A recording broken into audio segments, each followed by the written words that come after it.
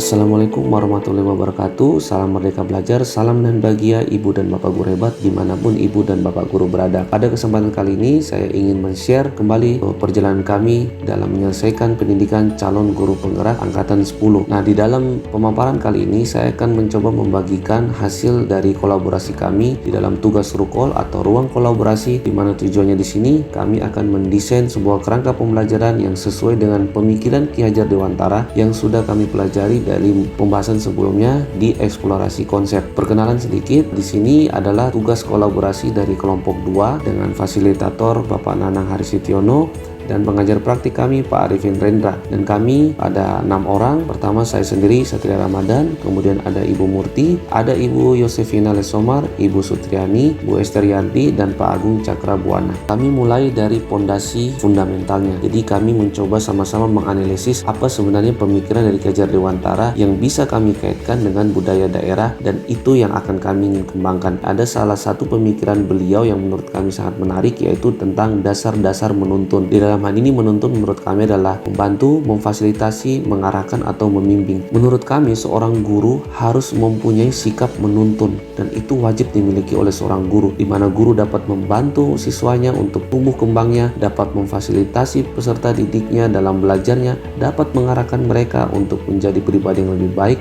atau mereka untuk mencapai tujuan pembelajarannya. Kami sebagai seorang guru dapat menghayati dan meresapi filosofis dari menuntun ini untuk membudayakan kembali saling tolong menolong yang menurut kami sebenarnya kental di daerah kami, dan sekarang serasa budaya itu semakin menghilang. Nah, inilah yang coba ingin kami angkat. Lalu bagaimana penerapannya di lingkungan sekolah? Menurut kami adalah pembiasaan atau habit positif terhadap kebersihan lingkungan belajar sekolah. Mungkin terlihat sederhana, namun goals kami atau tujuan kami lebih jauh. Kami tidak hanya ingin sebagai guru yang menginstruksi anak-anak untuk mempunyai budaya kolaborasi terhadap kebersihan lingkungan belajar sekolah. Kami ingin sampai kepada tahap anak-anak mempunyai kesadaran diri mereka sendiri.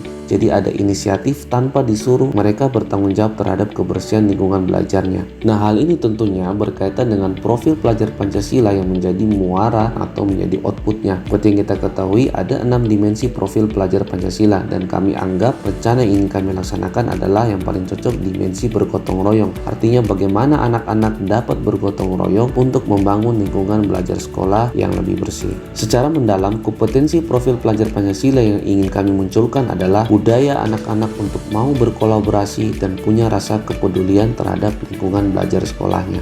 Lalu apa sumber daya dan potensi sekolah kami untuk mendukung kerangka merdeka belajar? Yang pertama menurut kami adalah SDM-nya, yaitu murid, guru maupun kepala sekolah atau pihak-pihak yang mendukung dalam proses pembelajaran. Yang kedua adalah Sarpras, lebih fokusnya ke fasilitas kebersihan. Yang paling penting juga adalah lingkungan belajar. Di sini kami membaginya menjadi 4. Yang pertama, kami tetapkan dulu tujuan utama kami. Kemudian yang kedua, apa saja indikator atau ketercapaian, parameter keberhasilannya, atau ada patokan berhasil atau tidaknya ditandai dengan apa yang terjadi tentunya pada murid-murid kami. Kemudian yang ketiga di sini kami akan memaparkan bagaimana elaborasi atau perluasan dari gagasan yang telah kami bangun. Lalu yang keempat, aktor, siapa pihak yang terlibat untuk mencapai tujuan ini. Tujuan utama kami adalah bagaimana membangun peserta didik yang menjadi pembelajar sepanjang hayat yang memiliki sikap atau perilaku bergotong royong yang baik. Lalu apa saja indikator keberhasilannya? Kita ingin murid mampu bekerja sama dalam kegiatan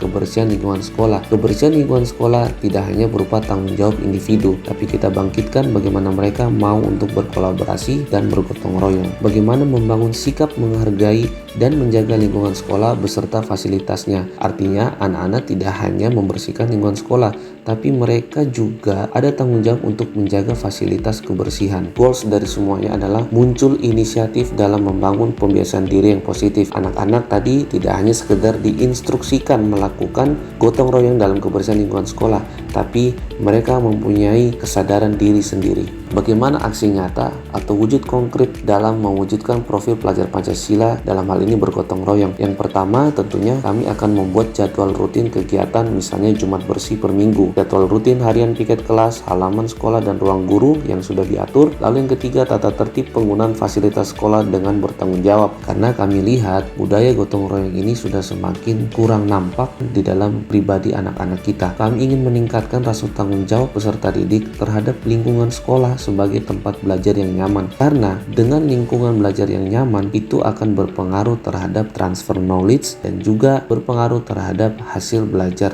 murid. Menurut kami ada dua pola yang harus kami lakukan. Yang pertama adalah mengubah mindset atau pola pikir. Ini yang paling penting, yaitu membangun kesadaran murid untuk bergotong royong dan peduli terhadap lingkungan belajarnya. Direalisasikan dalam bentuk tindakan atau kebiasaan, melakukan pembiasaan positif terhadap kebersihan lingkungan sekolah. Bisa karena biasa. Biasa yang menjadi sebuah kebiasaan akan menjadi sebuah budaya. Kemudian yang terakhir, aktornya siapa atau pihak yang terlibat dan peranannya masing-masing. Tentunya secara umum adalah seluruh warga sekolah, murid, guru, kepala sekolah, serta pihak seluruh elemen yang memiliki peran di lingkungan sekolah. Murid berperan sebagai sasaran atau objek yang ingin kita bangun, dan guru sebagai pembimbing dan fasilitatornya, lalu kepala sekolah sebagai pengayom, pelindung, dan penanggung jawab. Demikian pemaparan dari saya. Saya berharap hal ini bisa segera terrealisasi di sekolah kami masing-masing, dan saya juga berharap desain kerangka ini bisa bermanfaat untuk rekan-rekan guru sebagai rambu-rambu untuk mulai membangun budaya, membangun kebiasaan, membangun hal-hal kecil, hal-hal yang sederhana namun berdampak positif untuk sekolah kita. Salam dan bahagia. Assalamualaikum warahmatullahi wabarakatuh.